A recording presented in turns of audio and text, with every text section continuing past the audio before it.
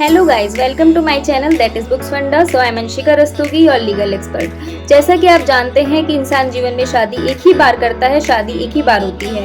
Hindu marriage act 1955 का section 5 clause 1 कहता है कि अगर इंसान की पहली शादी मान्य है, अगर कोई हस्बैंड और वाइफ हैं, उनकी पहली शादी मान्य है, कोर्ट की नज़र में पहली शादी एग्जिस्ट करती है, उनके वाइफ और हस्बैंड जो है एग्जिस्ट हैं, तो दूसरी शादी करने का कोई प्रावधान नहीं है। अगर वो फिर भी दूसरी शादी करते हैं तो उसकी शादी अवैध मानी जाएगी, कोर्ट की नज़र में वो शून्य घोषित हो जाएगी, वॉइड हो जाएगी।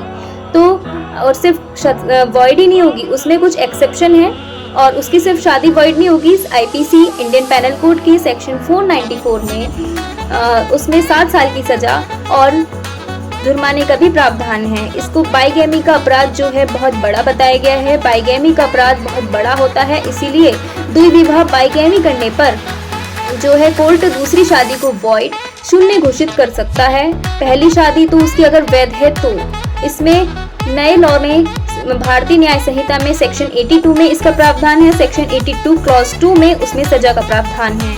7 साल की सजा और जुर्माने का प्रावधान है।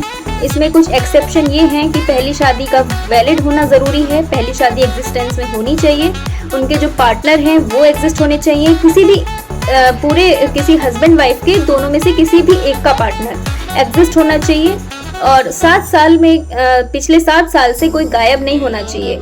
अगर दोनों में से कोई भी एक पार्टनर जो है वो 7 साल से गायब होता है, तब वो दूसरी शादी कर रहे हैं तो वो वैलिड होगी, क्योंकि 7 साल से कोर्ट मानता है गायब होने का मतलब है अगर वो सामने नहीं आया है, कहीं उनको देखा नहीं गया, कभी उनसे बात नहीं हुई है, 7 साल में वो गायब हैं, तो कोर्ट की नज़र में माना जाता है कि वो मृत घोषित होते हैं, कि वो मर चुके हैं। तो इसीलिए दूसरी शादी वैलिड होने के लिए एक्सेप्शन का होना ज़रूरी है। अगर ये इनमें से कोई एक्सेप्शन फॉलो नहीं हो रही है तो इसका मतलब फिर दूसरी शादी वॉइड घोषित हो जाएगी, शून्य घोषित हो जाएगी और ये बाइगैमी का बहुत बड़ा अपराध माना जाएगा। आईपीसी में सेक्शन 494 एंड बीएनएस में सेक्शन 82। और इसमें सुप्रीम कोर्ट ने अभी हाल ही में एक बहुत बड़ा फैसला सुनाया है।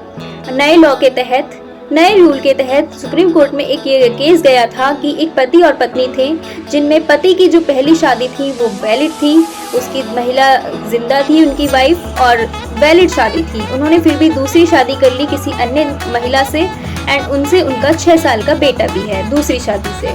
तो कोर्ट ने इसमें ये सज़ा सुनाई है कि कोर्ट ने कहा है बाइगैमी का जो अपराध है वो एक बहुत बड़ा अपराध है और ये हमारी सोसाइटी को इफ़ेक्ट करता है गलत तरीके से, सोसाइटी पे गलत इफेक्ट पड़ेगा इसका।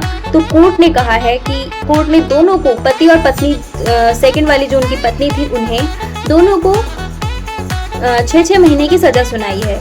कोर्ट ने कहा है बच्चे के भविष्य को नज़र में रखते हुए कि पहला जो पति है वो 6 महीने के लिए जेल जाएंगे एंड जो पत्नी है दूसरी वाली, वो जब वो पति जेल से आ जाएंगे पूरी अपनी सज़ा पूरी करके, कंप्लीट करके, तब उनकी वो पत्नी जेल जाएंगी और वो जब 6 महीने की सज़ा पूरी करेंगी।